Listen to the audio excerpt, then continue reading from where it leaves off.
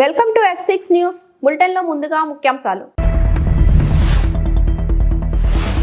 శ్రీ సంత్ సేవాలాల్ మహారాజ్కు నివాళులు అర్పించిన AP CM Chandrababu.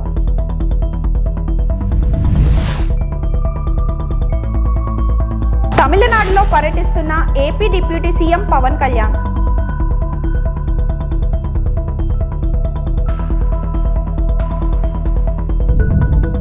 Digital evidence పై డైరెక్టరేట్ ఆఫ్ ప్రాసిక్యూషన్ అవగాహన సదస్సును ప్రారంభించిన హోంమంత్రి అనిత. సంత్ సేవాలాల్ మహారాజ్ జయంతి సందర్భంగా ఆయన చిత్రపటానికి సీఎం చంద్రబాబు, ఐటీ శాఖ మంత్రి నారా లోకేష్ పూలమాలలు వేసి నివాళులు అర్పించారు. సేవాలాల్ మహారాజ్ అందిస్తున్న సేవలను సమాజ శ్రేయస్సుకు ఆదర్శంగా తీసుకొని పనిచేయాలని పిలుపునిచ్చారు.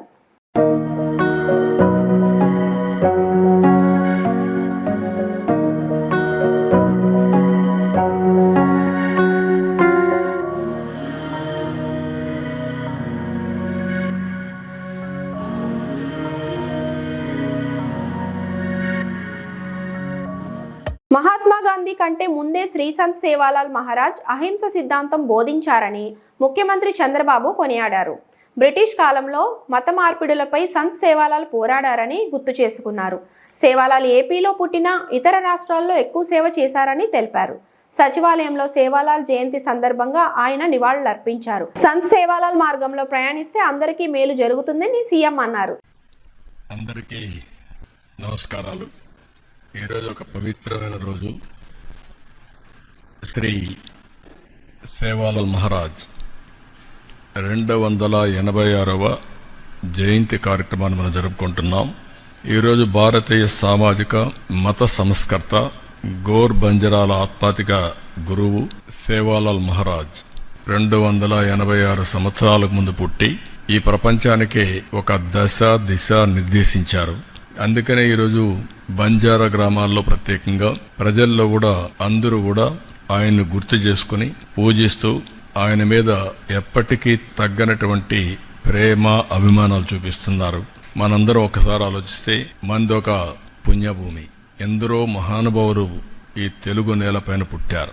అలాంటి మహానుభావులు పుట్టిన ఈ నెలలో ఒక వెనుకబడిన జిల్లా అనంతపురం జిల్లా గుత్తి మండలంలోని రామ్జీ నాయక్ తాండాలో రామావత్ గోత్రంలో భీమా నాయక్ ధర్మణిమాత దంపతులకి సేవాలాల్ గారు జన్మించడం, అది కూడా 1739వ సంవత్సరం ఫిబ్రవరి 10వ తారీఖున జన్మించారు. అప్పటికి ఎగ్జాక్ట్ గా 286 సంవత్సరాలు. ఒక వ్యక్తి మానవ జన్మెత్తిన ఒక పేద కుటుంబంలో పుట్టిన ఏ విధంగా ప్రజల్ని ప్రేరేపితం చేయగలుగుతారు, ప్రజల్లో చైతన్యం తేగలుగుతారు, వారు అవలంబించిన సిద్ధాంతాలు శాశ్వతంగా ప్రజల గుండెల్లో ఏ విధంగా ప్రభావితం చేస్తాయో దానికి ఇది ఒక ఉదాహరణ. అలాంటి మహనీయుడి యొక్క స్ఫూర్తిని భావి తరాలకు అందించాలనే ఉద్దేశంతోనే దీన్ని ఒక స్టేట్ ఫంక్షన్ గా చేస్తున్నాం. ఆయన పుట్టిన గ్రామంలో కూడా 50 లక్షల రూపాయలు శాంక్షన్ చేసి అక్కడ ఘనంగా కార్యక్రమాలని నిర్వహించమని కూడా ఆదేశాలిచ్చాం. ఆధ్యాత్మిక యాత్రలో భాగంగా తమిళనాడు రాష్ట్రం మదురై జిల్లాలో AP deputy CM Pawan Kalyan పర్యటిస్తున్నారు. అళగర్ కొండల్లో కొలువైన అలుర్మిగు సొలైమలై మురుగన్ ఆలయాన్ని ఆయన సందర్శించుకున్నారు. ఆలయ అధికారులు ఆయనకు పూలమాలలు సాలువాతో సత్కరించి పూర్ణ కుంభ స్వాగతం పలికారు. ఈ సందర్భంగా ఆలయంలో పవన్ ప్రత్యేక పూజలు నిర్వహించారు. పవన్ వెంట తనయుడు అకీరానందనన్ తదితరులు ఉన్నారు.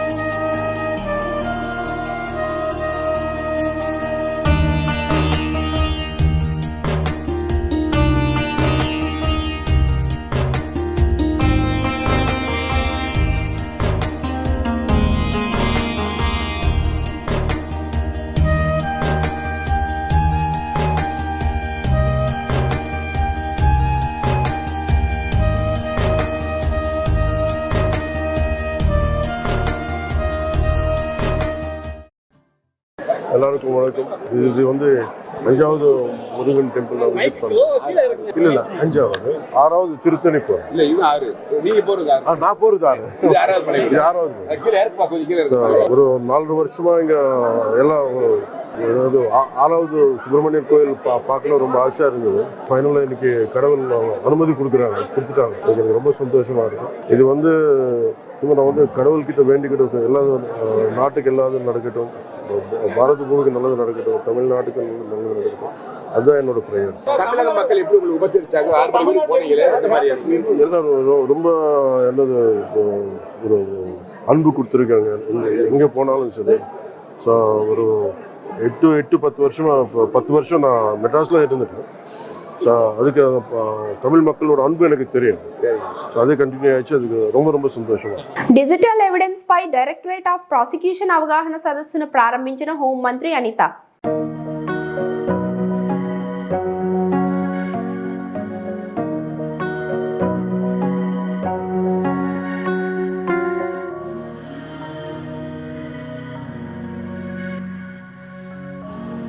పబ్లిక్ ప్రాసిక్యూటర్స్ ఇక్కడ ఒకసారి చూడడం అనేది నిజంగా నా అదృష్టం కింద భావిస్తున్నా.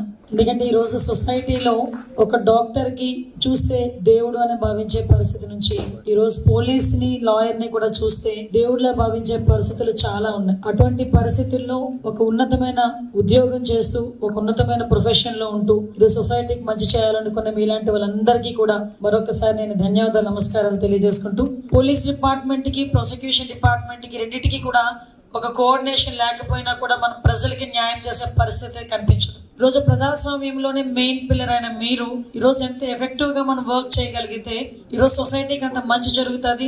సొసైటీలో ప్రజలందరూ కూడా ధైర్యంగా గౌరవంగా బతికే ఒక మంచి పొజిషన్ ఇచ్చే ఆ పొజిషన్ లో మీరున్నందుకు నిజంగా ఆ వృత్తి పట్ల మనందరం కూడా గౌరవంగా భావించాలి, గౌరవపడే సందర్భం. నేను మా డిపార్ట్మెంట్ వాళ్ళని అడిగా, వాళ్ళతో కూడా మాట్లాడాను. ఏంటంటే ఎక్కడ మనకి ప్రాబ్లం వస్తుంది, ఈవెన్ ఒక కేసు వచ్చిన తర్వాత మర్డర్, రేప్, వాట్ ఎవర్ ఏమి జరిగిన తర్వాత ఎఫ్ఐఆర్ ఓపెన్ చేసిన దగ్గర నుంచి, చార్జ్ షీట్ ఓపెన్ చేసిన దగ్గర నుంచి కూడా మీ లీగల్ టీం గనక పోలీస్ డిపార్ట్మెంట్ వాళ్ళకి సపోర్టివ్ గా నుంచుంటే ఎందుకు కన్విక్షన్ పడదు? సో డెఫినెట్ గా అక్కడ ఒక చిన్న గ్యాప్ నడుస్తుంది అనేది నాకైతే అభిప్రాయం. అది బికాస్ బోత్ పార్టీస్ వల్ల కూడా ఉండొచ్చు, పోలీస్ డిపార్ట్మెంట్ వల్ల ఉండొచ్చు, లీగల్ డిపార్ట్మెంట్ వల్ల కూడా ఉండొచ్చు. ఏదైనా కష్టం వచ్చిందంటే గాడ్స్ గ్రేస్ పోలీసులు గుర్తొస్తున్నారు, సంతోషం. న్యాయం జరగాలి అనే ఆలోచన వాళ్ళకు ఉంది. ఇప్పుడు ఏదైనా మనకు జలుబు చేసిన వెంటనే డాక్టర్ ఎలా గుర్తొస్తాడో, మనకి ఏ అన్యాయం జరిగింది అనిపించిన వెంటనే కూడా పోలీసు గుర్తొచ్చే పరిస్థితి వచ్చింది ఈ రోజు. సో గుడ్ సైన్ కింద భావించాలి. దాన్ని కూడా పాజిటివ్ వేలోనే కొంచెం ఎక్స్ప్లెయిన్ చేసుకోవాలి. సార్ ఏం కేసు అండి, మాకేం తెలుస్తాయండి, ఈ మధ్య తెలిసింది 498, 307, 304 అంటే మాకు తెలియక ఫటాఫటా మీరు సెక్షన్ చెప్తూ ఉంటారు. వాడు అలా ఎర్రమొహం వేసుకొని చూస్తుంటాడు ఎదురుగా ఉన్నవారు. సో ఆ చిన్న పబ్లిక్ తో ఉన్న చిన్న గ్యాప్ ని మీరు వాళ్ళకి అర్థమయ్యే లాంగ్వేజ్ లో వాళ్ళకి చెప్పగలిగితే ఒక ధైర్యం, ఎస్ మా లాయర్ గారు మా గురించి వర్క్ చేస్తున్నారు. ఆంధ్రాకి 70 స్పెషల్ కోర్ట్స్ ఉన్నాయి. స్పెషల్ కోర్ట్స్ పరిస్థితి కూడా ఏమవుతుందంటే అవి డ్రాగ్ అవ్వటం ఎప్పుడు చుండూరు కేసు, ఎప్పుడు Lakshmidevi. Basavatarakam Indo American cancer ఆసుపత్రి మరింత విస్తరించనున్నామని ఆసుపత్రి చైర్మన్ నందమూరి బాలకృష్ణ తెలిపారు. హైదరాబాద్లోని క్యాన్సర్ ఆసుపత్రిలో ఆంకాలజీ యూనిట్ని ప్రారంభించిన అనంతరం బాలకృష్ణ మాట్లాడారు. అభం శుభం తెలియని చిన్నారులు క్యాన్సర్ బారిన పడుతున్నారని, వారికి అండగా ఉండడం తమ కర్తవ్యమని చెప్పారు. రోగుల సంఖ్య పెరుగుతుండటంతో ఆంధ్రప్రదేశ్లోని తుళ్లూరులో అతి త్వరలో ఆసుపత్రిని ప్రారంభిస్తామని బాలకృష్ణ తెలిపారు. నేటి బాలలే రేపటి పౌరులు, మన యువతరానికి ప్రతినిధులు, నవతరానికి నాయకులు, భావితరానికి భారతదేశపు మహాశక్తి. బాల్యం అనేది ఒక వరం. నేను అన్నట్టు ఆడుతూ పాడుతూ చదువుకోవాల్సిన వయసు, ఎన్నో విషయాలు నేర్చుకోవాల్సిన సమయం, ఎన్నో గొప్ప గొప్ప కళలు కనాల్సిన సమయం, ఇలా ఎన్నో అనుభూతులను మిగిల్చుకోవాల్సిన బాల్యంలో క్యాన్సర్ అనే మహమ్మారితో యుద్ధాన్ని చేయాల్సి వస్తుంది. వారి ధైర్యం మనకు నిజమైన ప్రతిఘటన అంటే ఎలా ఉండాలో నేర్పిస్తుంది. జీవితంలో ఎంత పెద్ద సమస్య వచ్చినా ఎదుర్కొనేందుకు మనందరికీ ఒక స్ఫూర్తిగా నిలుస్తుంది. ఆ స్ఫూర్తికి ప్రతీకగా ఈరోజు మనం అంతర్జాతీయ చైల్డ్హుడ్ క్యాన్సర్ డేగా జరుపుకుంటున్నాం. కానీ క్యాన్సర్ని ఎదుర్కోవడంలో వారి ధైర్యం ఒకటి సరిపోదు. ఎంతోమంది క్యాన్సర్ చిన్నారుల ఆశలను కార్యరూపంలోకి తేవాలి అంటే, వాళ్ళ బాల్యాన్ని మరియు భవిష్యత్తుని, వారి కళలను నిజం చేయాలి అంటే మనమందరం ఒకటవ్వాలి, చేయూతనివ్వాలి. అభశుభం తెలియని పిల్లలు ఈ మహమ్మారి బారిన పడడం చాలా బాధాకరం. ఈ మహమ్మారితో వారు చేసే పోరాటంలో మనం వారికి అండగా ఉండడం మన కనీస కర్తవ్యం. అందులో భాగంగా మన ఆసుపత్రికి వచ్చే పిల్లలకు వారి ఆర్థిక స్థోమతతో సంబంధం లేకుండా వారికి అన్ని రకాల సహాయ సహకారాలు అందించి చికిత్స అందించాలని నిర్ణయించడం జరిగింది. దానికి తోడుగా బసవతారకం చిల్డ్రన్ క్యాన్సర్ ఎయిడ్ అనే ఫండ్ని స్థాపించాం. మీ అందరి చేయుత మాకు చాలా విలువైంది. అది కేవలం ఆర్థికపరమైన సహాయం మాత్రమే కాకుండా మీలో ప్రతి ఒక్కరూ క్యాన్సర్ గురించి అవగాహన కలిగించడంలో మాకు తోడ్పడండి. ఎందుకంటే క్యాన్సర్ అవగాహన వల్ల సరైన సమయంలో వ్యాధి గుర్తించి మరియు సరైన సమయంలో చికిత్సను అందించడం, తద్వారా ప్రాణాంతకమైన ఈ క్యాన్సర్ వ్యాధి నుండి బయటపడడంలో ఇది సహాయపడుతుంది. అందరం కలిసి ముందుకు సాగుదాం, క్యాన్సర్పై ఈ పోరాటాన్ని సాగిద్దాం అని మరోసారి వాగ్దానం చేసుకుంటాం. రోగుల సంఖ్య పెరుగుతుంది, ఇన్సిడెన్స్, దానికోసం మరి ఆసుపత్రిని దీన్ని మనం ఎక్స్పాన్షన్ కూడా వెళ్ళడం జరుగుతుంది. అలాగే అక్కడ తుళ్ళూరు, అక్కడ కూడా ఆంధ్ర రాష్ట్రంలో మనం ఒక కొత్త ఆసుపత్రిని కూడా ప్రారంభించబోతున్నాం అతి త్వరలో. మరి ఈ యొక్క ఆసుపత్రి యొక్క చేస్తున్న సేవలను గుర్తించి ఎలాగైతే దాతలు ఉన్నారో అలాగే ఇరు రాష్ట్రాల ప్రభుత్వాలకి, మా బ్యాంకర్స్కి అయితేనేమి, లేకపోతే ప్రైవేట్ అండ్ పబ్లిక్ సెక్టార్ పారిశ్రామికవేత్తలకు అయితేనేమి, అందరికీ మా బోర్డు మెంబర్సు అందరూ కూడా, డాక్టర్సు, అలాగే నాన్ మెడికల్ నర్సింగ్ స్టాఫ్, ప్రతి ఒక్కరు కూడా నా కృతజ్ఞతలు తెలియజేసుకుంటే నేను తిరుమలలో లడ్డూ కౌంటర్ వద్ద శనివారం ఉదయం టీటీడీ అదనపు ఈవో వెంకయ్య చౌదరి స్వచ్ఛ ఆంధ్ర ప్రతిజ్ఞ చేశారు. ఇందులో టీటీడీ అధికారులు, లడ్డూ కౌంటర్ సిబ్బంది, పారిశుద్ధ్య కార్మికులు పాల్గొన్నారు. పరిసరాల పరిశుభ్రత కోసం ప్రతిరోజు కొంత సమయం కేటాయిస్తానని, శ్రమదానం చేసి పరిశుభ్ర ఆంధ్రప్రదేశ్ సాధించే సంకల్పానికి కట్టుబడి ఉంటానని అందరూ ప్రతిజ్ఞ చేశారు.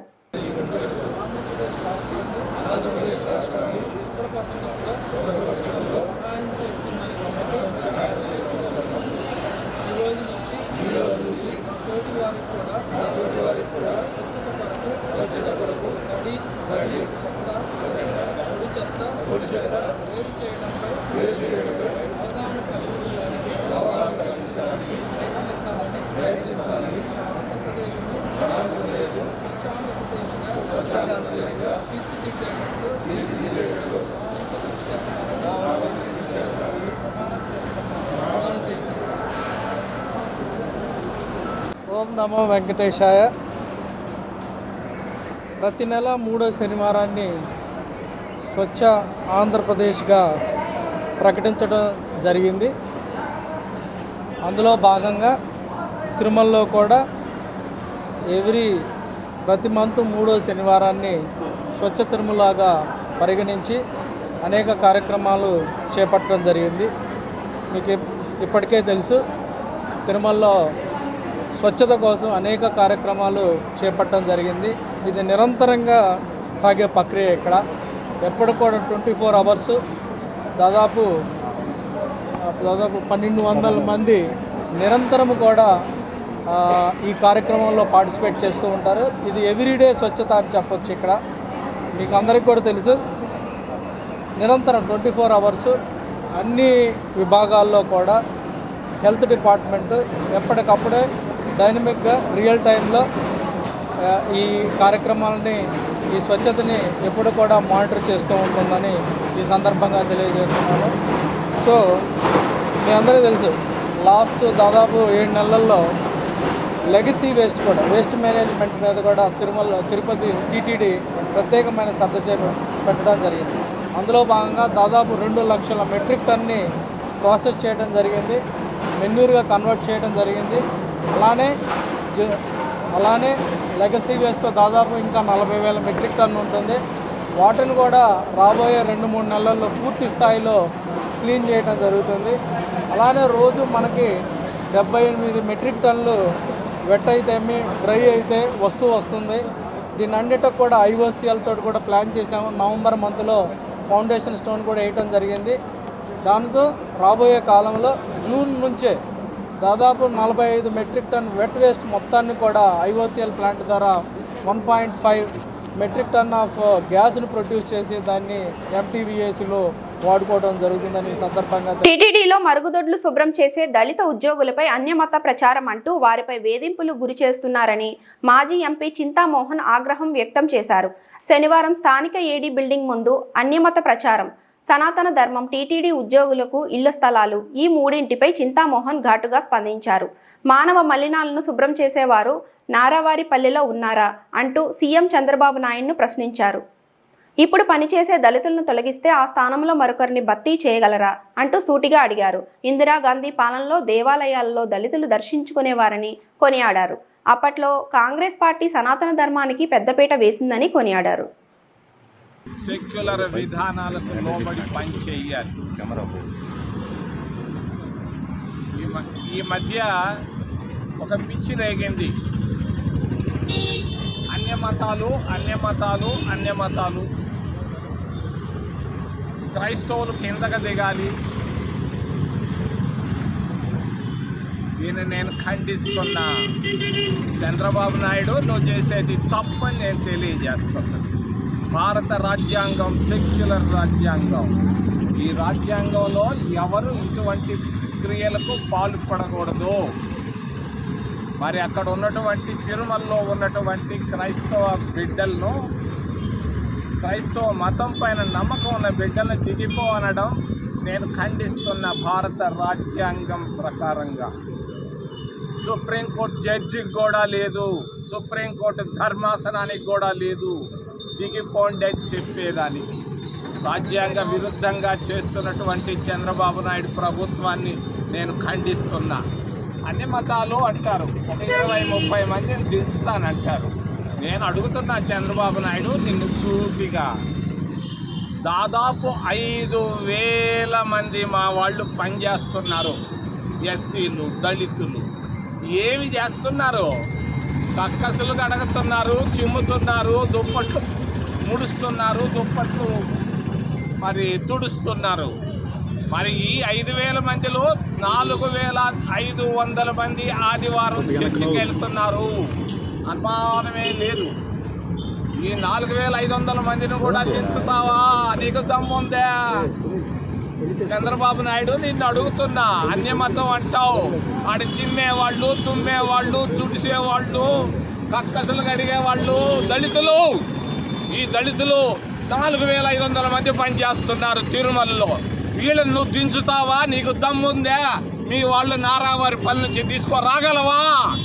ఎందుకు ఈ పొరపాటు జరుగుతూ ఉంది? అన్యమతం అనే పేరు మీద నేను సూటిగా నేను ఏలెత్తి అడుగుతున్నాను. ఆపు! అన్యమతం ఏంది? అన్యమతం భారతదేశంలో 10 మతాలు ఉన్నాయి. ఈ 10 మతాలు నువ్వు దించేదా? నువ్వెవడవయ్యా?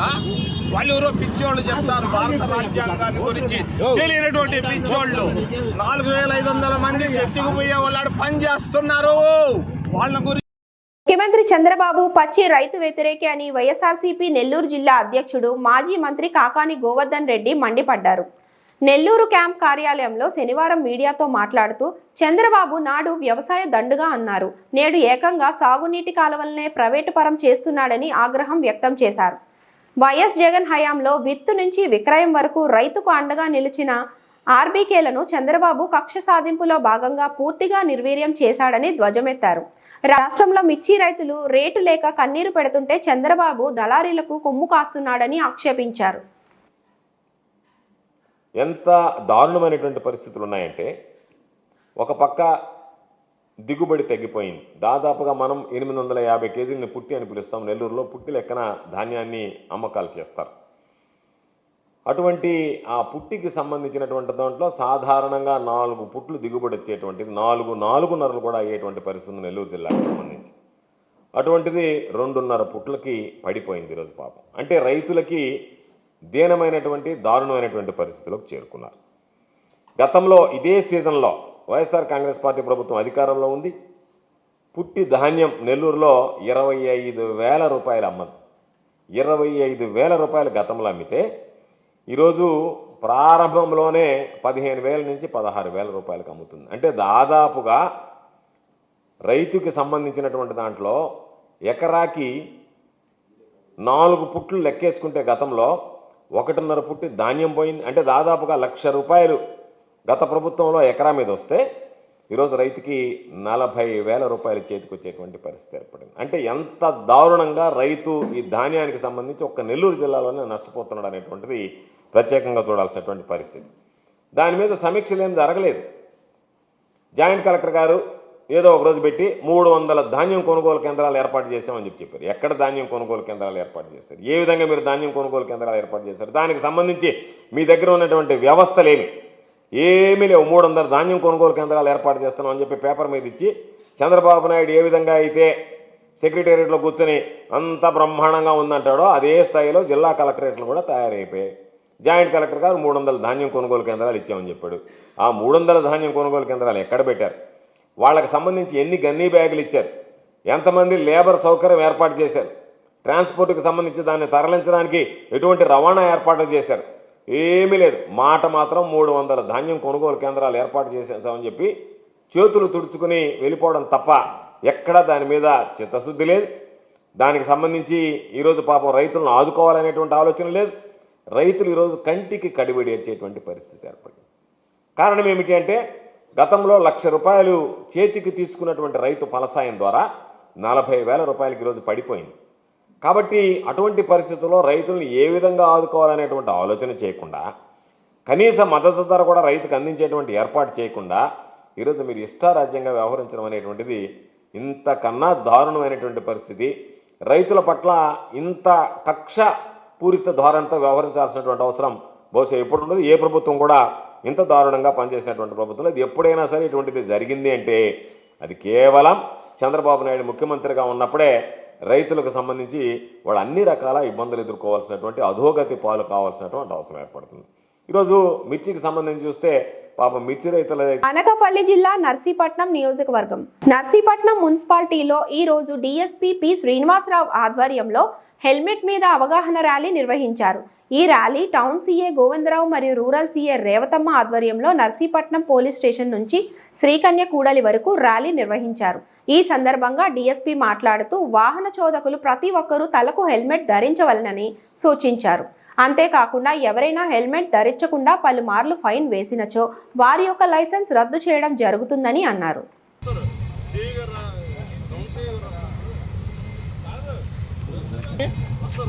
ఇప్పుడు చూసుకుంటే మనకి ఈ సెల్ ఫోన్ డ్రైవింగ్ కూడా చాలా ఎక్కువగా ఉంది. ప్రతి వాళ్ళు కూడాను సెల్ ఫోన్ డ్రైవ్ చేస్తున్నారు. వాళ్ళ మీద కూడా సెల్ ఫోన్ డ్రైవ్ చేసే వాళ్ళ మీద కూడా స్ట్రిక్ట్గా ఇంప్లిమెంట్ చేస్తూ యాక్షన్ ఇనిషియేట్ చేస్తూ ఫస్ట్ టైం ఫైన్ వేస్తాము, రెండోసారి కూడా వాళ్ళు అదే ఆఫెన్స్ కానీ దొరికేలాగుంటే వాళ్ళ డ్రైవింగ్ లైసెన్స్ కూడా క్యాన్సిల్ చేయడానికి మేము చర్యలు తీసుకుంటాం. ఆర్టీఓ గారికి రిపోర్ట్లు రాసి చర్యలు తీసుకుంటామని చెప్పి కూడా సార్. మైనర్ డ్రైవింగ్ మీద ఏ చర్యలు తీసుకుంటున్నారు సార్?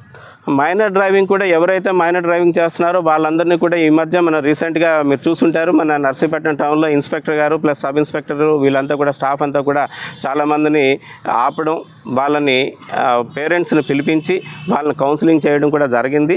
ఇక్కడి నుంచి ఏంటంటే స్ట్రిక్ట్గా ఇంప్లిమెంటేషన్ కూడా ఎవరైతే మైనర్లకి బళ్ళు ఇస్తున్నారో వాళ్ళ మీద కూడా యాక్షన్ తీసుకుంటూ వాళ్ళకి కూడా డ్రైవింగ్ లైసెన్సులు అవి సీజ్ చేయడానికి వాటికి మేము రికమెండ్ చేస్తామండి. సార్ అలాగే శ్రీకంగా పాయింట్లో నాకు సిగ్నల్ పాయింట్ పెడితే బాగుంటుంది ప్రజలందరూ కోరుకుంటున్నారు.